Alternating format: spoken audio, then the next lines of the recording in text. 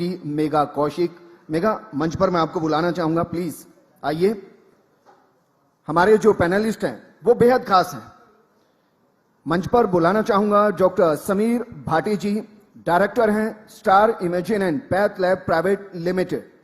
Sir please मंच पर आइए, मंच की शोभा बढ़ाइए। साथ में मंच पर बुलाना चाहूंगा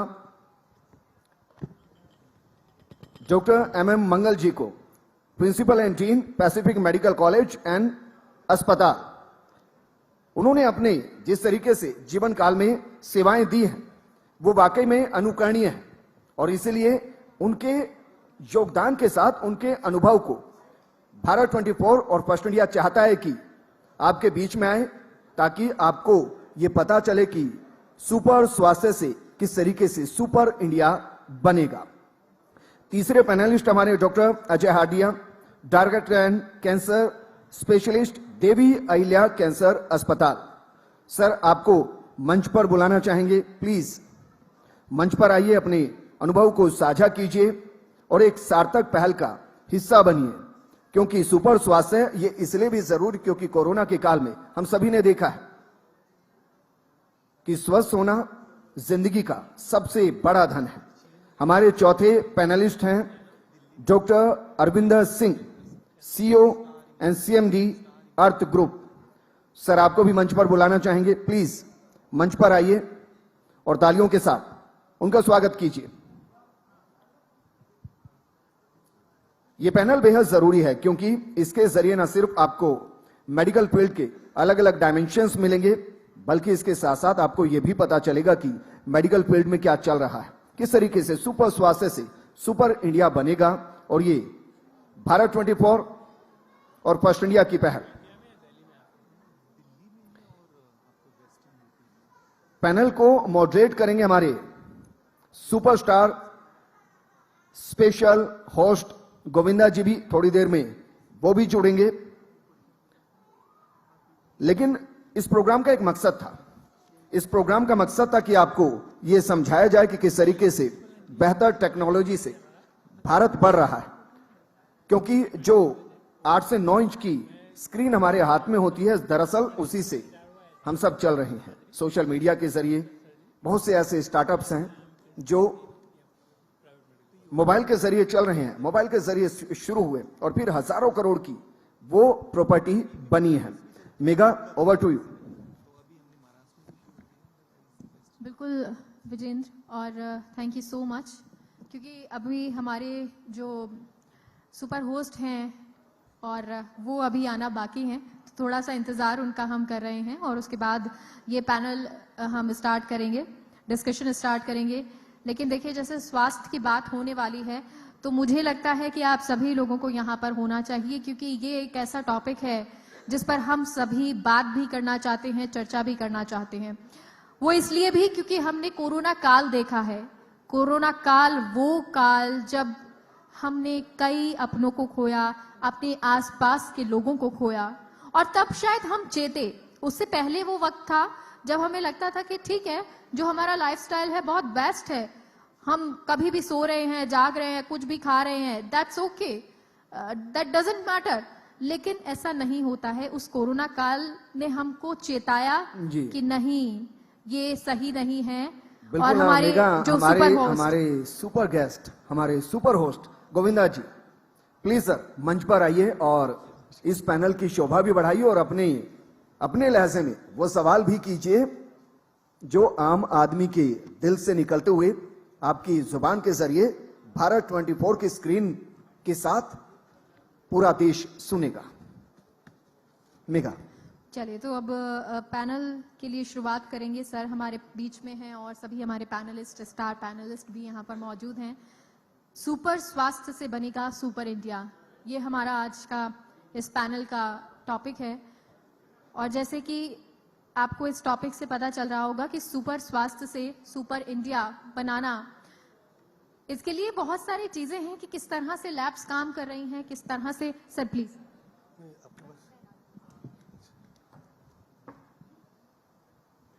जी, गोविंदा सर से स्टार्ट करते हैं क्योंकि गोविंदा है, स्टार्ट करेंगे सर। आदरणीय डॉक्टर समीर भाटी जी, जी नमस्कार। नमस्कार। डॉक्टर MM मंगल, आदरणीय अजय हार्दिया जी, नमस्कार। आदरणीय अरविंदर सिंह जी, नमस्कार। आप आदरणीय doctor Sameer Bhati, director star imaging and path lab private limited, आदरणीय MM Mangal ji, principal and dean Pacific medical college and hospital, आदरणीय doctor Ajay Hardia, director and cancer specialist, director cancer specialist Devi Ahilya cancer hospital, आदरणीय doctor Ravindra Singh ji, CEO and CMD Arth group, आप सभी का स्वागत thank you. करना चाहूंगा। और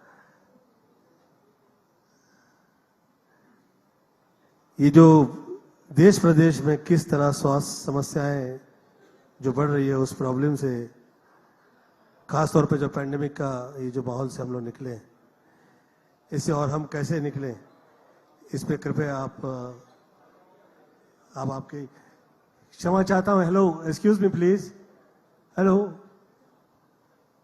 क्षमा प्रार्थना है। यहाँ पे सम्मानीय जो अतिथिगण बैठे हुए हैं, उसमें आप लोग प्लीज चर्चा विषय और दूसरा नहीं कीजिए प्लीज। तो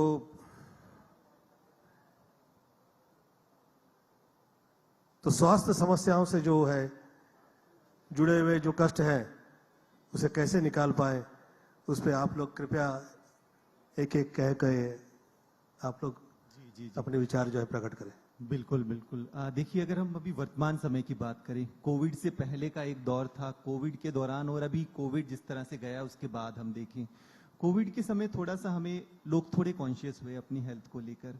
अब कॉन्शियस होना भी क्यों जरूरी हुआ, जिस तरह से हम देख रहे हैं अभी, अगर हम डेटा देखें हिंदुस्तान का, तो पहले तो हमारे पास जो कम्युनिकेबल डिजीज थी, संक्रामक रोग थे, वो बहुत ज्यादा थे। हम सुनते थे कि ट्यूबरक्लोसिस हो गया और सब इस तरह की बीमारियां ज्यादा सुनते थे। पर अभी जो जिस तरह का डेटा आ रहा है वर्तमान समय में, वो आ रहा है आपका नॉन कम्युनिकेबल डिजीज, मतलब जो लाइफस्टाइल से संबंधित बीमारियां हैं, जो जीवन शैली से संबंधित बीमारियां हैं, और उसका भी युवा वर्ग सबसे ज्यादा उससे अफेक्ट हो रहा है, जिसकी हम बात करते हैं हमेशा कि वो तो हमारी स्पाइन है देश की। अभी रिसेंटली हमने जिस तरह से केसेस देख भी रहे हैं, हमारे यंग हार्ट अटैक्स के केसेस बढ़ गए हैं। जब हम लाइफस्टाइल डिजीज की बात करते हैं, तो उसमें डायबिटीज, जिसमें हम वर्ल्ड कैपिटल बनते जा रहे हैं, hypertension, coronary artery disease, heart attacks, even cancer. अभी हमारे पास कैंसर स्पेशलिस्ट भी बैठे हैं आज की, वो भी अब पहले हम कभी कभी सुनते थे, पर आजकल अभी कोई टेस्ट कराने आता है तो एक इत्तेफाक से निकल जाता है कि इनको कैंसर है। तो ये जो डिजीज है, ये इसका जो ग्राफ है वो अब 65% हो गया है। मतलब जो पहले कम्युनिकेबल डिजीज थी, उससे ज्यादा नॉन कम्युनिकेबल डिजीज हो गई है। और दूसरा, युवा वर्ग की बात मैं इसलिए कर रहा हूं कि उनके अंदर, अगर हम पहले देखते थे कि 50 साल में हो रहा है, 60 साल में हो रहा है, बट अभी थोड़े टाइम पहले हमने देखना शुरू किया 30s में शुरू होनी ये सारी डिजीज होना शुरू हो गई। अब हम देख रहे थे 20s में, और उससे थोड़े दिन पहले हमने डेटा देखा जिसमें टीनेजर्स, हमारे बच्चे जो 13 साल से की उम्र के हैं, उनमें डायबिटीज, हाइपरटेंशन। तो यहाँ पर अभी थोड़ा सा हमें रुककर देखने की जरूरत है, समझने की जरूरत है कि क्यों हमने ये बहुत ज्यादा जो वेस्टर्न कल्चर को अडॉप्ट करना शुरू कर दिया, और जो वहाँ के खान पान को और जो वहाँ की लाइफस्टाइल को अडॉप्ट करना शुरू कर दिया, उसके बाद जो ये डिजीज का ग्राफ है ये काफी ज्यादा बढ़ रहा है। तो यहाँ पर अभी थोड़ा सा हमें रुकना पड़ेगा, समझना पड़ेगा कि कैसे हम ये जो नॉन कम्युनिकेबल डिजीज है, इनको किस तरह से रोक सकते हैं, और इनको रोक सकते हैं, समय से हम रोक सकते हैं इनको। टाइम से अगर हम अपनी जीवन शैली में बदलाव कर लें, लाइफस्टाइल मॉडिफिकेशन कर लें, डाइट ठीक कर लें, और सबसे बड़ा जो कारण मुझे समझ आ रहा है इसके अंदर, जो हमने कोरोना के अंदर भी देखा, स्ट्रेस, एंग्जाइटी, अगर उसको ठीक कर लें तो बाकी सारी चीजें ठीक हो जाएगी। क्योंकि सबसे ज्यादा शुरुआत वहीं से होती है, स्ट्रेस से ही शुरू होता है, तभी फिर वो हैबिट्स में सारा चेंज आता है, उसके बाद ये एक बीमारी के बाद दूसरी बीमारी, ये सब होना शुरू हो जाता है। तो आई थिंक आज के पैनल का भी हमारा यही ऑब्जेक्टिव है कि हम इन नॉन कम्युनिकेबल डिजीज को किस तरह से कम कर सकते हैं और रोक सकते हैं। सर, बहुत ही सुंदर और सत्यता के साथ आपका ये उत्तर। जो यंगस्टर्स इस वक्त इस मंच के माध्यम से ये सुन पाए, देख पाए, वो ये समझे कि लाइफस्टाइल मतलब आपकी जो दिनचर्या है और दिनचर्या का जो विशेष समाधान जो हम लोग के जो देश में मिल जाता है कि सुबह उठें, योग प्राणायाम करें और योग प्राणायाम से जुड़ें। बहुत सारे बच्चे लोग जो हैं, अगर मैं उन्हें पूछता हूं कि तुम क्या पूरी सांस ले रहे हो, पढ़ाई करते समय किसी ने सवाल पूछ लिया, मैं कहा अरे भैया सांस तो ले लो, सांस जो ले रहा है वो लाइफस्टाइल का ऐसा हिस्सा है, पूरी सांस नहीं लेते। कमाल के पढ़े लिखे लोग, मैंने तो कई ऐसे डॉक्टर देखे हैं जो समझा रहे होते हैं, आवाज गायब है। मैं कहा भैया इसी की आवाज गायब है तो किसी और का स्वास्थ्य कैसे बनाएगा। तो ऐसा यह हाल है, जो देश की दिनचर्या समझते हैं इस देश की, वो कभी बीमार नहीं हो पाएंगे। मेरा ऐसा सोचना है। जो आप कह रहे हो कि जितने प्यार से आपने ये और सरलता से ये अपने जो विचार प्रकट किए हैं, ये रियली बहुत कमाल है कि एक बहुत ही टॉप जगह पे आके आप दिनचर्या के विषय में कह रहे हैं। बहुत अच्छे, बहुत अच्छा लगा, बहुत बहुत धन्यवाद आपका। क्या शुरुआत हुई है ये। मैंने देवानंद जी से पूछा कि देव अंकल, आप इतनी आपकी एज हो गई है, आप कैसे ऐसे सुंदर लगते हो, क्या चक्कर चलाया हुआ है आपने, ये जवानी वही बरकरार आपने रखी हुई है। वाकई वो जिस तरह से चलते थे ना 80s की एज में, अपने 83, 84 हो गए थे, 85 हो गए थे, ऐसा लगता ही नहीं था कि ये एज हो गई है आपकी, और हीरो ही लगते थे। तो मैंने पूछ लिया कि सर क्या तरीका क्या है ये, कहे लाइफ स्टाइल। गोविंदा, लोग दिन में एक्सरसाइज करते हैं, मैं पूरा दिन एक्सरसाइज में ही गुजारता हूं, पूरा दिन एक्सरसाइज करता हूं। कैसे? वैसे तुम बैठे हुए हो, मैं खड़ा हूं, मैं जितना भी डिस्कस करूंगा वॉक करते करते करूंगा। दिनचर्या पे चर्चा की, वही आज आप कह रहे हो।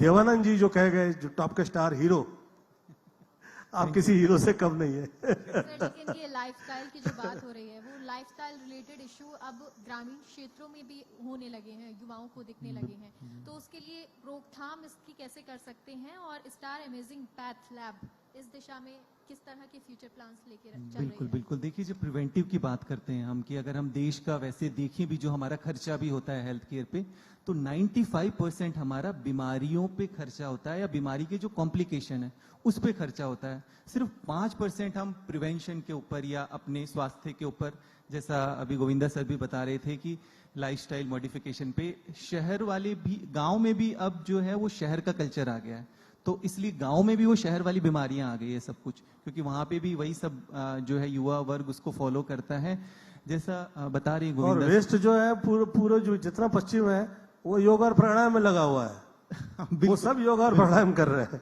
बिल्कुल, चाहे जैसा कपड़ा पहने, परंतु कर वही काम रहे हैं जो यहाँ का है। तो ये समझे लोग। तो प्रिवेंशन की जैसे बात हम कर भी रहे हैं, तो उसमें सबसे बड़ी, जैसे आपने बात बताई योगा और प्राणायाम का, तो स्ट्रेस मैनेजमेंट के लिए वो सबसे अच्छी चीज है। और दूसरा, जैसा हमने कोविड के दौरान भी देखी है, आप सबसे ज्यादा अफेक्ट क्या हुए थे, आपके लंग्स। तो जो लंग हेल्थ है वो सबसे ज्यादा डिटोरिएटेड है लोगों की, क्योंकि सांस लेने का तरीका ही सही से नहीं पता लोगों को, है ना। और प्राणायाम हो गया, योगा हो गया, इसको कई बार हम बात भी करते हैं किसी पेशेंट को, तो वो कहते हैं बड़ा बोरिंग सा है, मतलब उनको ये पसंद नहीं आता है। वो जिम में जाके एक्सरसाइज करना फिर भी पसंद करेंगे, पर ये सब जो हमारे एक्चुअल में जो चीजें थी हमारी पहले से चली आ रही है, उन चीजों को वो कम ही पसंद करते हैं। तो एक तो ये हो गया, हम बात डाइट को लेके करते हैं कि हमें ये हर्बल खाना खाना चाहिए, ये सब चीजें खाना चाहिए, वो सारी बातें ठीक है, बट सबसे बेसिक चीज है हवा, है ना। वो हम देख ही रहे हैं किस तरह से वो दूषित हो रही है। अभी पिछले कुछ दिनों में जैसा हम पोल्यूशन की बात कर रहे थे कि पोल्यूशन में हमारी जितनी भी सिटीज आ गई है, पहले तो हम दिल्ली मुंबई की बात करते थे, पर अगर हम अपनी टायर 2 टायर 3 सिटीज की भी बात करें तो वहां भी वो एयर क्वालिटी इंडेक्स उसी तरह का हो गया है। तो हवा तो हमारी बेसिक नीड है कि खाने के लिए, तो फिर भी हमारी जो खाने का रिक्वायरमेंट है, जो डाइट की रिक्वायरमेंट है, उससे कितनी ज्यादा गुना रिक्वायरमेंट, मैं ऑक्सीजन की बात नहीं कर रहा, हवा की सबसे ज्यादा तो रिक्वायरमेंट वही है। तो एक तो सबसे बेस्ट तरीका ये है कि योगा प्राणायाम को हम अपनी लाइफस्टाइल के अंदर लेकर आएं। दूसरा जो स्ट्रेस मैनेजमेंट है सबसे ज्यादा, क्योंकि मैं उसके ऊपर इसलिए फोकस कर रहा हूं कि सबसे ज्यादा जो एंजाइटी, स्ट्रेस, मतलब अभी हम पेंडेमिक की बात कर रहे थे, उस पेंडेमिक से तो हम निकल गए हैं, पर ये अब नेक्स्ट पेंडेमिक आ गई है, जो डिप्रेशन, स्ट्रेस, एंजाइटी, और इसके अंदर भी आपका योगा, प्राणायाम और ये सब कुछ हेल्प करता है। तो इस वजह से अपने मेडिटेशन पे थोड़ा ध्यान देना जरूरी है, योगा पे ध्यान देना जरूरी है, और थोड़ा लाइफ के अंदर स्पिरिचुअलिटी को भी लेकर आना बहुत ज्यादा जरूरी है। कि हम फिजिकल हेल्थ की तो बात कर रहे हैं और फिटनेस की बात कर रहे हैं, और हमने देखा भी कि फिजिकली फिट दिखना, अच्छा दिखना वो हेल्थ नहीं है ना। हेल्थ का मतलब आपका फिजिकल हेल्थ भी, आपकी इमोशनल हेल्थ भी, और आपकी स्पिरिचुअल हेल्थ भी होना बहुत जरूरी है। तो आई थिंक इन सब बेसिक चीजों पे काम करेंगे तो बहुत हद तक हम काफी जो बीमारियां हैं उनको काफी हद तक हटा सकते हैं अपनी लाइफ से।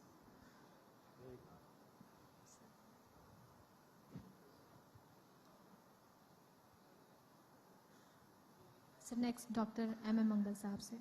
ये राजस्थान जो है ये बहुत अपने आप में विशाल राज्य है। ऐसे में आपकी लैब जो है वो सरकार से मिलकर स्वास्थ्य सुविधाओं को कैसे बेहतर बना सकती है? मुझे इसमें लगता है जो सबसे बेस्ट मॉडल रहेगा वो पब्लिक प्राइवेट पार्टनरशिप का मॉडल रहेगा। कि कुछ हमारी विशेषता है पब्लिक सेक्टर की, अगर हम देखें सरकारी तंत्र जो हमारा बना हुआ है कि गवर्नमेंट, हमारे जो हॉस्पिटल्स है उनकी रीच बिल्कुल अंदर तक है डीपली, कि प्राइमरी हेल्थ सेंटर्स हो गए, कम्युनिटी हेल्थ सेंटर हो गए, वो बिल्कुल रिमोट से रिमोट एरिया के अंदर है। और जबकि अगर प्राइवेट सेक्टर की बात करें तो वो ज्यादातर अर्बन जगह पर है, शहरों के अंदर ज्यादा है। प्राइवेट सेक्टर की बात करें तो उनके पास डॉक्टर्स की कमी नहीं है, मैन पावर की कमी नहीं है।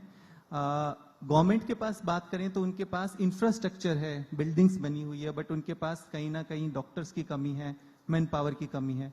तो आई थिंक गवर्नमेंट और प्राइवेट पार्टनर्स मिलकर इस गैप को पूरा कर सकते हैं, और वो एक काफी गेम चेंजर हो सकता है। और आजकल इसके ऊपर काफी अधिक काम चल भी रहा है, और हमारी लैब भी इस तरह से काम कर रही है PPP मॉडल के ऊपर, कि सरकारी अस्पतालों के अंदर जिस तरह की रिक्वायरमेंट है, कि अगर लगता है मैन पावर की रिक्वायरमेंट है तो वहां पर मैन पावर का रिक्वायरमेंट को फुलफिल करें, और मैन पावर भी है, इक्विपमेंट भी है मैनेजमेंट के लिए, तो फिर वहां का मैनेजमेंट को फुलफिल करें। तो आई थिंक PPP मॉडल सबसे बेस्ट रहेगा, जिससे हम अपनी स्वास्थ्य सुविधाओं को गाँव में भी और बेहतर तरीके से इम्प्लीमेंट कर सकते हैं।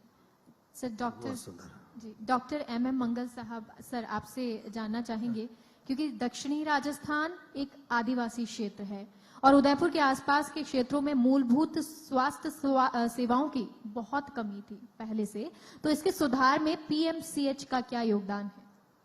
उदयपुर में पहला मेडिकल कॉलेज 60 इयर्स बैक खुला था, RNT मेडिकल कॉलेज, जहाँ का मैं एलुमनाई हूँ, मेरा अल्मा मैटर है वो, और अभी हम 60 इयर्स सेलिब्रेट भी कर रहे हैं। उस 60 इयर्स के और इस 10 साल 2013 में हमारा पैसिफिक मेडिकल कॉलेज ने 2 मेडिकल कॉलेज खोले। हमारा डेंटल कॉलेज भी है, नर्सिंग कॉलेज भी है, पैरामेडिकल कॉलेज भी है, फिजियोथेरेपी कॉलेज भी है।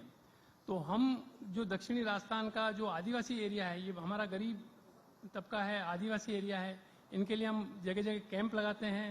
अभी हमने ये जो 7 नवंबर से 14 नवंबर तक जो डायबिटिक वीक सेलिब्रेट किया, हमने 11,000 लोगों का ब्लड शुगर टेस्ट किया, और उनमें से 3,000, you will surprise to know कि 3,000 लोग डायबिटिक निकले।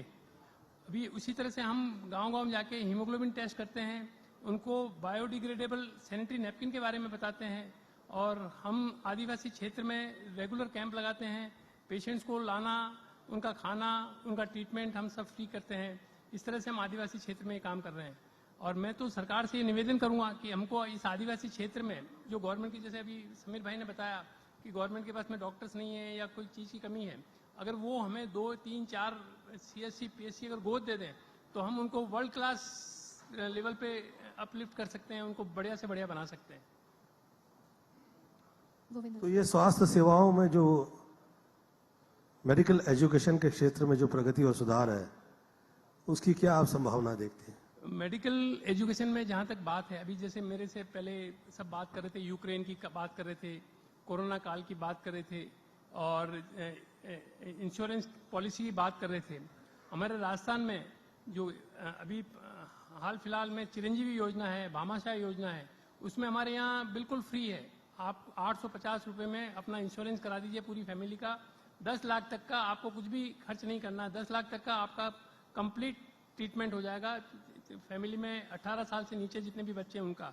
उसी तरह से राजस्थान गवर्नमेंट ने राजस्थान गवर्नमेंट हेल्थ स्कीम निकाल रखी है। वो सारी योजनाएं मैं क्षमा प्रार्थना चाहूंगा, आप ठहरा रहा हूं। यहाँ पे जो लोग मौजूद हैं इस वक्त, ये बहुत ही जो राजस्थान से जो यहाँ पे तैयार है स्वास्थ्य की योजनाएं, उस विषय में ये कह रहे हैं। कृपया आप लोग वहाँ पे चर्चा ना करें किसी और विषय पे। ये बहुत आवश्यक है कि राजस्थान का जो व्यक्ति ये देख रहा है इस मंच के माध्यम से, उन्हें ये समझ में आए कि वो क्या क्या सुविधाएं उपलब्ध है जिसका वो उपयोग भी कर रहा है कि नहीं कर रहा है। कृपया प्लीज पुनः आप कहें, क्षमा प्रार्थना। चिरंजीवी योजना जो है उसमें आप 850 रुपए में, गवर्नमेंट की हेल्थ स्कीम है, उसमें आप 850 रुपए में अपने पूरे परिवार का जो 18 साल से कम बच्चे हैं वो प्लस पेरेंट्स, उनका इंश्योरेंस हो जाएगा। 10 लाख तक की सारी सर्विसेज उनको फ्री मिलेगी, चाहे बाईपास सर्जरी हो, चाहे नी ट्रांसप्लांट हो, चाहे ब्रेन की सर्जरी हो, कुछ भी हो। ये राजस्थान गवर्नमेंट की बहुत बढ़िया स्कीम है। और मैं इस मंच के माध्यम से जो भी दर्शक लोग देख रहे हैं उनसे निवेदन करूंगा कि आप इस चिरंजीवी योजना में जन आधार कार्ड बना के इस योजना का लाभ लें। हमारे पैसिफिक मेडिकल कॉलेज में इस योजना का प्लस राजस्थान सरकार की जितनी भी योजनाएं हैं वो सब उसका फ्री इलाज है। बहुत बहुत धन्यवाद। सर, डॉक्टर अजय हार्डिया जी, सर आपसे सवाल है। देवी अहिल्या कैंसर हॉस्पिटल में इस वक्त 3rd और 4th स्टेज के कैंसर पेशेंट ज्यादा आते हैं, तो ऐसे मरीजों पर आप इलाज में कितना सफल हुए? नमस्कार। सर्वप्रथम मैं एक बताना चाहता हूं कि देवी अहिल्या हॉस्पिटल पूरे भारतवर्ष में और पूरे विश्व में एक यूनिक ट्रीटमेंट के रूप में जाना जा रहा है। अभी हम सब लोग जानते हैं कि कैंसर का इलाज जो होता है बहुत ही तकलीफ भरा होता है, बहुत पेनफुल होता है, और 3 प्रकार से उसका इलाज होता है, कीमोथेरेपी, रेडिएशन और सर्जरी। और इसके बाद पेशेंट्स को पेन होना स्टार्ट होता है, रिकरेंस होता है, और उस स्टेज के अंदर हमारे जो ऑन्कोलॉजिस्ट हैं उन मरीजों को मॉर्फिन पर डाल देते हैं और बोलते हैं कि उनकी सेवा करिए, और मरीज बहुत तड़पता है। तो देवी अहिल्या हॉस्पिटल अपने यूनिक ट्रीटमेंट के रूप में पूरे विश्व में जाना जा रहा है। हम लोग बिना कीमोथेरेपी, बिना रेडिएशन, बिना सर्जरी कैंसर का इलाज करते हैं, वो 1st स्टेज का कैंसर हो या 4th स्टेज का कैंसर हो, और वो हम इलाज करते हैं इलेक्ट्रो होम्योपैथी मेडिसिन के द्वारा। हमारी मेडिसिन पूर्ण रूप से हर्बल है, नेचर से जुड़ी हुई है, जिसका कोई भी साइड इफेक्ट नहीं है। हमारी जो मेडिसिन है वो एंटी इन्फ्लेमेटरी है, एंटी एनाल्जेसिक है और एंटीऑक्सीडेंट है। मतलब हम ये कहेंगे कि जिस प्रकार से कीमोथेरेपी जब हम देते हैं तो पेशेंट का इम्यून सिस्टम कम होता है और साइड इफेक्ट ज़्यादा होते हैं। बीमारी कम होती है परंतु तकलीफ ज़्यादा होती है। परंतु हमारी जो मेडिसिन है वो एंटी इन्फ्लेमेटरी होने से कैंसर का जो ट्यूमर होता है, उसका लीजन होता है, उसको साइज को कम करती है, उसकी कॉम्प्लिकेशंस को ठीक करती है, ब्लीडिंग यदि होता है उसको बंद करती है, वॉमिटिंग होता है उसको बंद करती है, पेशेंट खा नहीं पा रहा है वो खाना स्टार्ट कर देता है। हमारी मेडिसिन कोई भी प्रकार का कैंसर हो, वो ब्रेन ट्यूमर हो या लंग कैंसर हो या एसोफेगस कैंसर हो, कोलन कैंसर हो, रेक्टम कैंसर हो, या मैं कहूँगा कि ब्लड कैंसर है, तो ब्लड कैंसर का अभी तक कोई इलाज नहीं है। केवल हम बोन मोरो हम ट्रांसप्लांट करते हैं, परंतु इलेक्ट्रोपैथी मेडिसिन में हमारे हॉस्पिटल में ऐसे मरीजों को इलाज किया जाता है जो ल्यूकेमिया से पीड़ित है, ब्लड कैंसर से पीड़ित हैं, और उन मरीजों का वो पूर्ण रूप से क्योर भी हो रहे हैं। तो हमारा जो ट्रीटमेंट है वो पैलिएटिव ट्रीटमेंट भी है और क्यूरेटिव ट्रीटमेंट भी है। बहुत बहुत धन्यवाद हार्दिया जी। मैं आपके इस मंच के माध्यम से ये लोगों से कहना चाहूँगा कि ये बाकायदा ये जो कह रहे हैं ये सत्य है और प्रमाणित है, क्योंकि मेरी माता जी आदरणीय निर्मला देवी जी आप ग्रसित हो गई थी कैंसर से पेट के, और जिस वक्त उन्हें बड़ी तकलीफ हुई थी तो सभी डॉक्टरों ने जवाब दे दिया था। तब होम्योपैथी से मैंने उनका इलाज करवाया था और वो बाकायदा पूरा कैंसर जो है वो निकल गया। तो ये जो आप कह रहे हैं ये सच है बहुत, और वाकई बहुत बहुत धन्यवाद है। भगवान तो मंदिरों में लोग यहाँ जा के लोग देखा करते हैं, ढूंढा करते हैं, परंतु मुझे ऐसा लगता है कि आप जैसे लोग जो है, जो जिस वक्त व्यक्ति जो है वो कष्ट में हो या बीमार हो, आप जैसे ही लोग वैसे ही भगवान की तरह दिखाई देने लगते हैं। और बहुत बहुत धन्यवाद आपका कि इस तरह आप इलाज कर रहे हैं बिना केमो के, और जो पेशेंट है वो तड़पता नहीं है, कष्ट नहीं भोगता है। बहुत बहुत धन्यवाद आपका, बहुत अच्छे। सर सर आगे डॉक्टर अरविंदर सिंह जी, सर आप।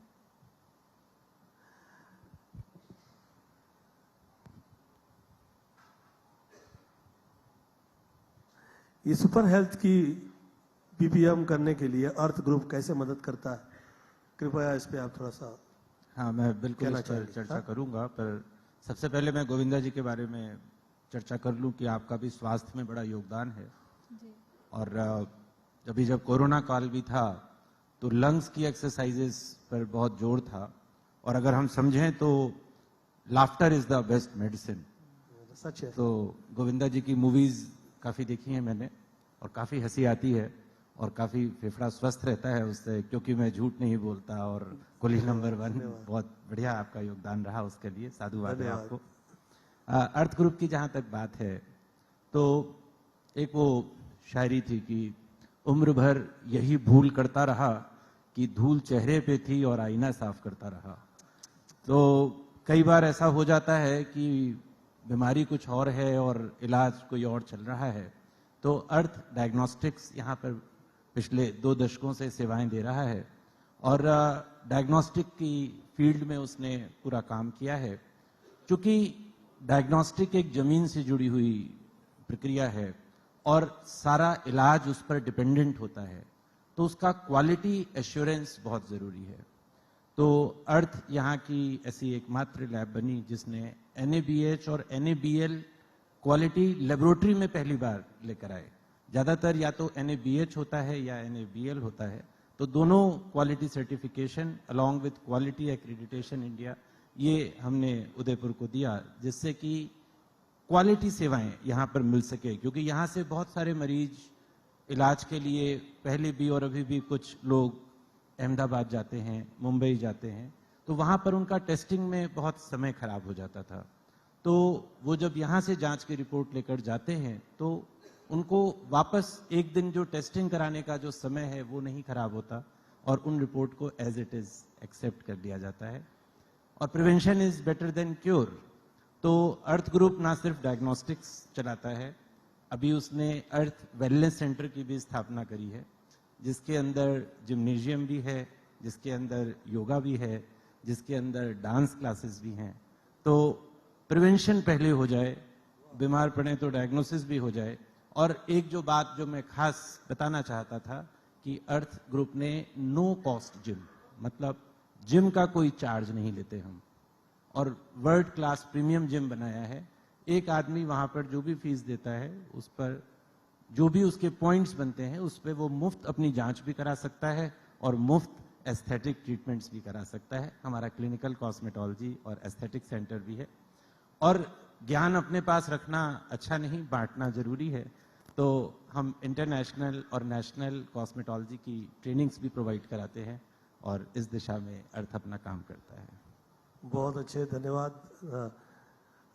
मैंने एक फिल्म की थी, गैमलर नाम था उसका, गाना बहुत सुपरहिट हुआ था। मेरी बातें सुनकर कभी हंसना नहीं, इसे झूठ मानकर कभी फंसना नहीं। मैं सब सच कहता हूँ। माधुरी दीक्षित मिली रास्ते में, खाए चने हमने सस्ते में।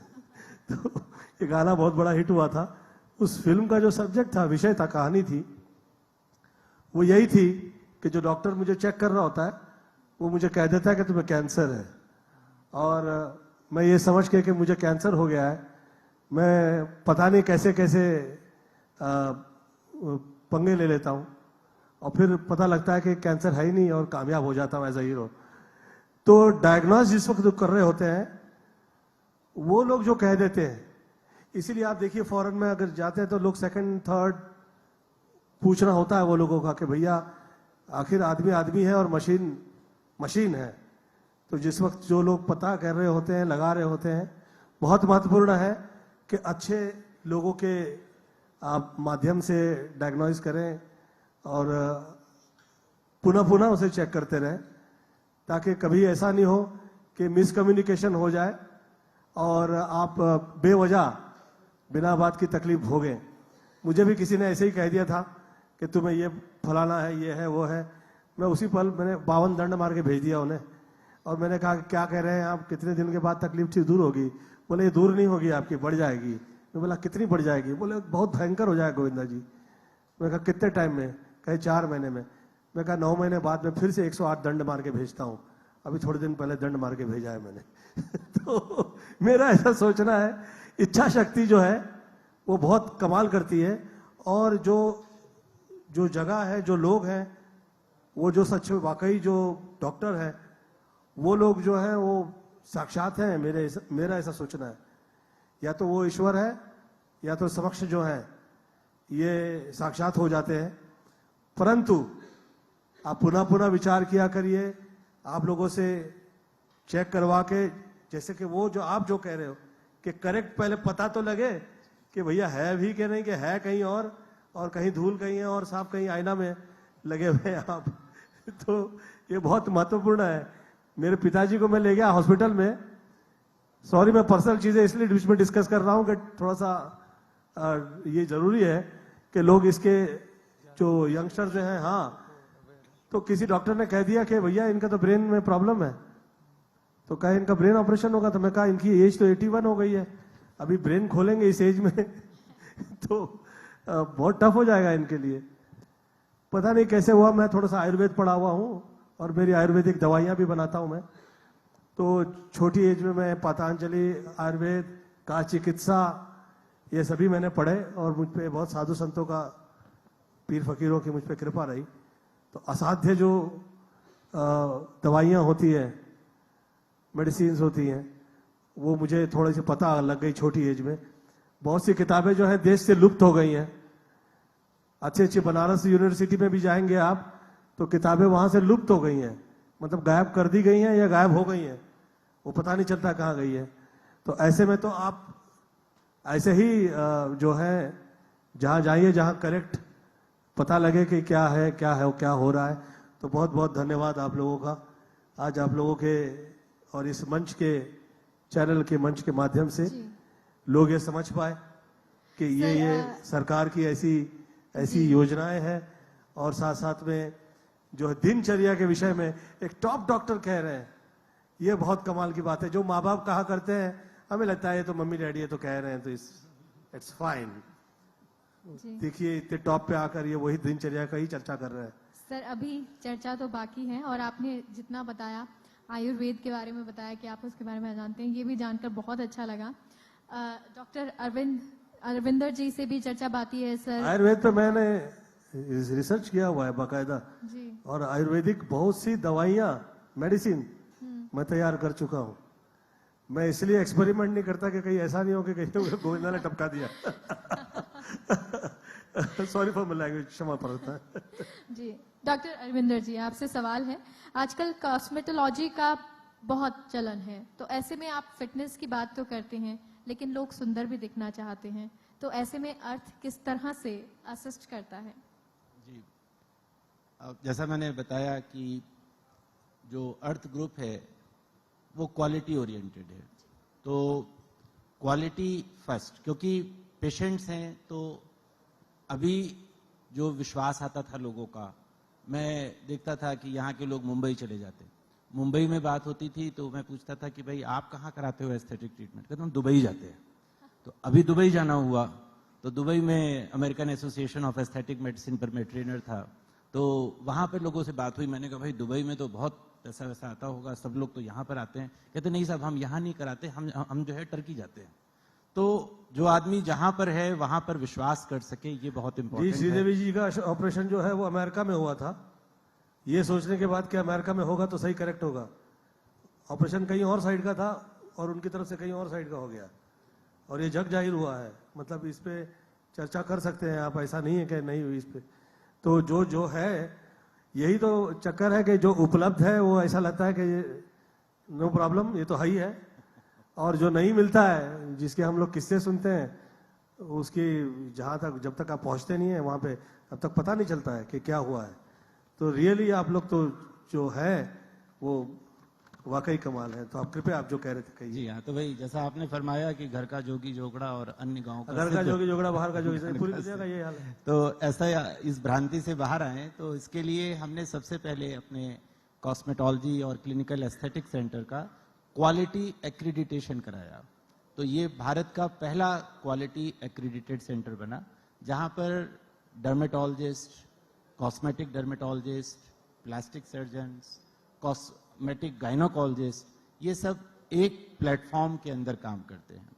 इसके अंदर वर्ड्स की हम बेस्ट मेडिसिन और बेस्ट एस्थेटिक ट्रीटमेंट्स लेकर आए, बेस्ट लेजर्स लेकर आए, जिसमें कि एल्मा है, जिसमें कि क्यू स्विच लेजर्स हैं, लेजर हेयर रिमूवल हैं, एंटी एजिंग ट्रीटमेंट, क्योंकि हम चाहें या ना चाहें एज तो आनी है और एज होने में कोई प्रॉब्लम नहीं है, लेकिन ग्रेसफुली एज होना बहुत ज़रूरी है।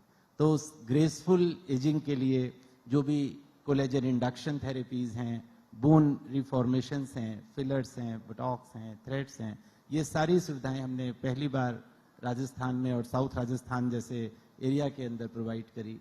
इसमें कॉस्मेटोलॉजी के अंदर हमने काम करा हुआ है। सर, आप डॉक्टर अजय जी से मेरा सवाल है और मेरा सवाल ये कि देखिए सर, हम बहुत सारी बातचीत कर रहे हैं कि जब 3rd स्टेज में पहुंच जाए, 4th स्टेज में कैंसर पहुंच जाए तो हम किस तरह से सुविधाएं दे सकते हैं।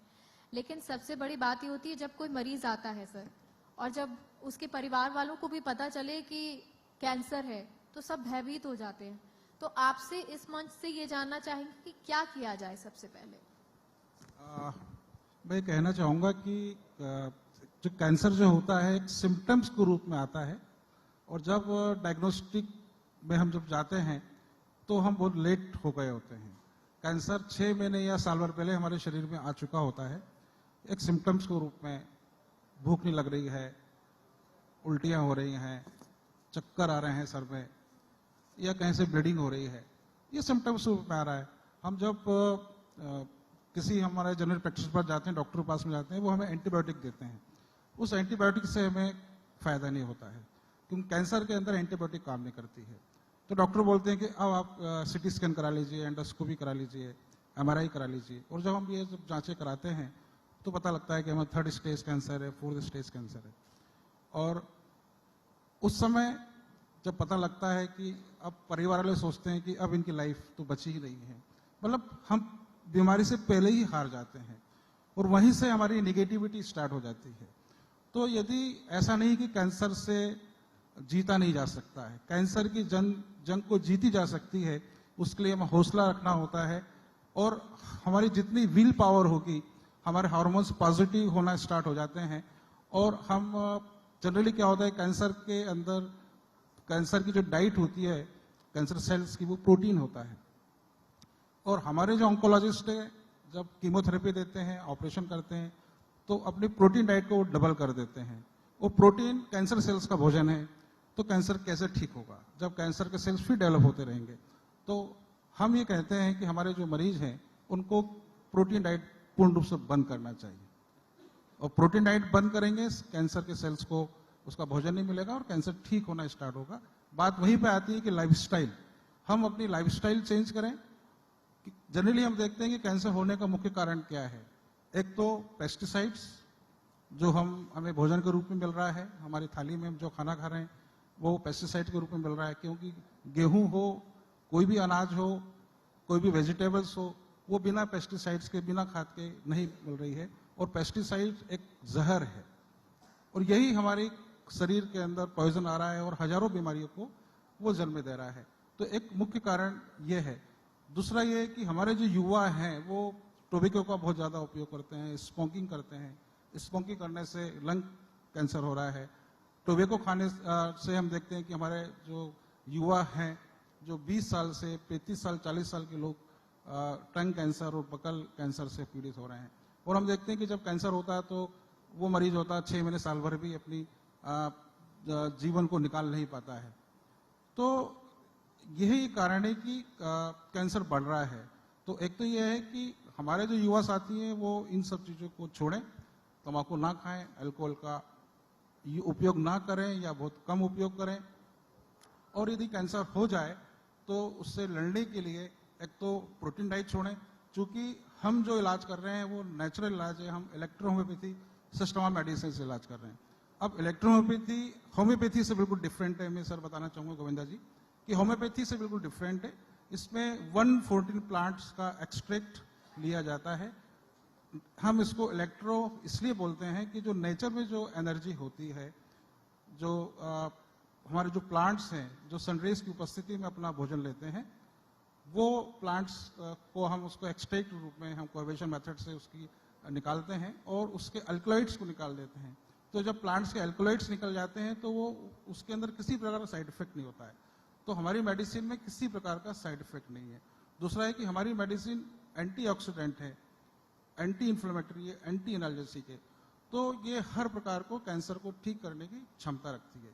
दूसरा हम बोलते हैं कि हम कहते हैं कि एलोपैथी के अंदर बीमारी का कारण वायरस बैक्टीरिया होता है, हम आयुर्वेद में बोलते हैं वात पित्त कफ होता है, वैसे हम इलेक्ट्रोपैथी में हम बोलते हैं कि बीमारी होने के कारण हमारे शरीर में 2 वाइटल फ्लूइड है, ब्लड और लिम्फ, वो नॉर्मल एनर्जी के साथ फ्लो होते हैं तो हम बिल्कुल स्वस्थ रहते हैं। और यदि उसमें किसी भी वजह से कोई इन्फेक्शन होता है, कोई दिक्कत होती है, तो फिर हमें बीमारी होना स्टार्ट होती है। तो हमारी जो मेडिसिन है वो ऐसी मेडिसिन है कि जो ब्लड और लिम्फ को प्यूरिफाई कर देती है और किसी भी बीमारी को ठीक कर सकती है। कैंसर तो सबसे बड़ी बीमारी है, इसके अलावा स्किन डिसीज हो, अस्थमेटिक डिसीज हो, हम कहते हैं कि 5 प्रकार की बीमारियां हैं जिसको पैलिएटिव केयर में लिया है। ब्रेन संबंधी से एक बार हिस्टीरिया एपिलेप्सी हो जाए तो कभी ठीक नहीं होता है, एक बार ब्लड प्रेशर हो जाए तो कभी ठीक नहीं होता है। हमारे डॉक्टर ये नहीं बोलते हैं कि आपको 1 घंटे आपको वॉक करना चाहिए, आपको चलना चाहिए, वो बोलते हैं कि आप तो ये मेडिसिन ले लीजिए। यदि हम 1 घंटे वॉक करेंगे, हमारी कैलोरी को हम बर्न करेंगे, तो हम ब्लड प्रेशर से बाहर आ जाएंगे। तो ब्लड प्रेशर भी केवल हम मैनेज करते हैं मेडिसिन के द्वारा, ब्लड प्रेशर नहीं ठीक होता है। ब्लड प्रेशर बाद में फिर एंजियोप्लास्टी, बाईपास सर्जरी हो जाती है। किडनी डिसीज हम देख रहे हैं कि बहुत इस समय हो रही है और एक बार डायलिसिस में मरीज जाता है तो फिर वहां से बाहर नहीं पाता है, किडनी ट्रांसफर करना होता है।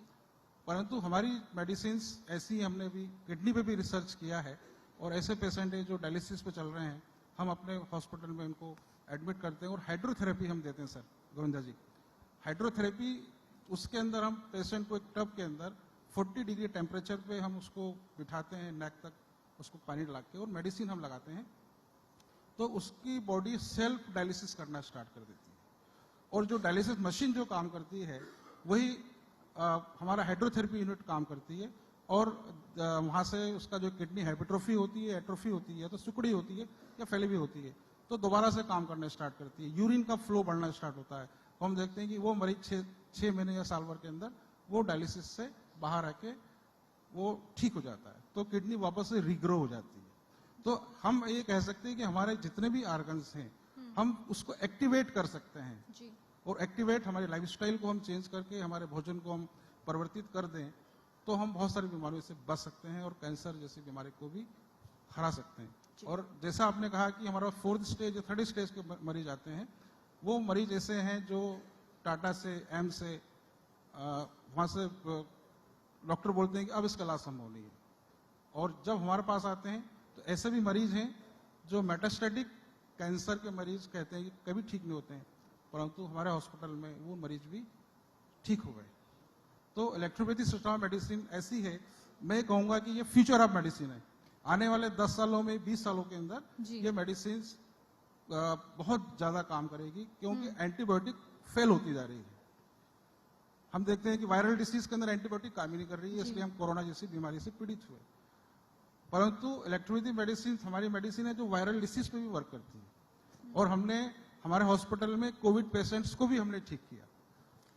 तो हमारा हॉस्पिटल है वो जो नेचुरोपैथी पर काम कर रहा है, नेचुरल डिसीज, तो नेचुरल प्लांट्स के एक्सट्रैक्ट निकाल के काम कर रहा है और मरीज ठीक हो रहे हैं। सर आप सभी को वह बहुत, आज देखिए ये बहुत ही, ये जो चर्चा विषय था ये समझाता है कि हम लोग का देश क्या कमाल का ये देश है और कितने वर्ष पहले ये सब विद्याएं लिख दी गई हैं, जो आज बहुत पढ़ने लिखने के बाद आज आप टॉप पोजीशन पे आके आप वही दिनचर्या डिस्कस कर रहे हैं। आप वही फिर से पुनः वही कह रहे हैं कि कैसे आप क्या क्या योजनाएं करेंगे, और आप जो कह रहे हैं कि यथा पिंडे तथा ब्रह्मांडे, और आप जो कह रहे हैं वही लक्षण कह रहे हैं। तो रूप शास्त्र हुआ करता था, मात्र देख ले आदमी जो कहीं किसी की तरफ ना, ये पूर्णतः शास्त्र था। मुंह से जो शब्द निकलते हैं वो वाक्य हो जाते हैं, जो वाक्य तरीके से निकलते हैं मंत्र हो जाते हैं। जो और प्रेम से उमड़ के बाहर निकलते हैं, आशीर्वाद हो जाते हैं। तो ये जो चीजें हैं, ये सब शास्त्र शुद्ध पहले ही कह दी गई हैं। आज इतनी पढ़ाई लिखाई के बाद पुनः हम वही सब, आप योग प्राणायाम कह रहे हैं, आप दिनचर्या कह रहे हैं, आप यथा पिंडे तथा ब्रह्मांडे कह रहे हैं, वही सच है, वही शिव तत्व है कि जिसमें हम जो हमें ब्रह्मांड में दिखाई दे रहा है वही आपके पिंड में है, और उसकी आवश्यकता वो ब्रह्मांड ही पूर्ण कर सकता है। और कहीं आप जाइए, वो दवाई के रूप से लेना, दवाई के रूप से लीजिए, या तो अन्नपूर्ण, सदापूर्ण, शंकर प्राण वल्लभ है, आप वहां से ले सकते हैं जैसा चाहे वैसे। तो मेरा ऐसा सोचना है कि बहुत ही ये आज आप लोग के साथ, और क्या प्रेम से आप लोगों ने सत्यता को प्रकट किया लोगों के सबने, बहुत बहुत धन्यवाद। और मैं जो सदैव कहा करता हूं कि ओम विश्वानि देव सवित दुरितानि परासव यद भद्रम तन्नासव, अर्थात जो शुभ है वो यहाँ है, जो अशुभता है वो कहीं दूर निकल जाए। प्रणाम। Thank you so much sir, thank you Govind.